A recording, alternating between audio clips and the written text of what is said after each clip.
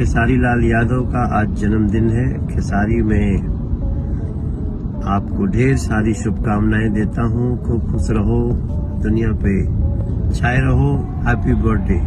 खेसारी लाल यादव नाम है एक ऐसे संघर्ष का जिसने खुद से अपनी दुनिया बनाई है।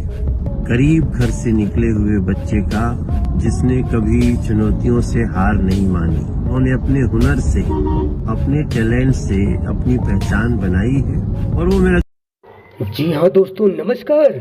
आज है अपने ट्रेंडिंग स्टार खेसारी लाल यादव जी का जन्मदिन। Happy birthday 2023। जैसे कि आप लोगों ने भी देखा कि अपने हिट मशीन खेसारी लाल यादव जी की तारीफ मनोज तिवारी जी ने की है। मनोज तिवारी जी ने उनके संघर्ष के बारे में बात करते हुए उनके जन्मदिन की ढेर सारी बधाइयाँ विश की हैं। यदि आप भी खेसारी लाल यादव जी के सच्चे वाले फैंस हैं और अभी तक यदि बर्थडे विश नहीं किया है तो देर मत कीजिए। आप इस वीडियो के नीचे कमेंट के माध्यम से खेसारी लाल यादव जी को हैप्पी बर्थडे विश करना न भूलिएगा। प्लीज कमेंट में हैप्पी बर्थडे जरूर लिखें। यदि चैनल पर नए हो तो चैनल जरूर सब्सक्राइब कर ले। धन्यवाद।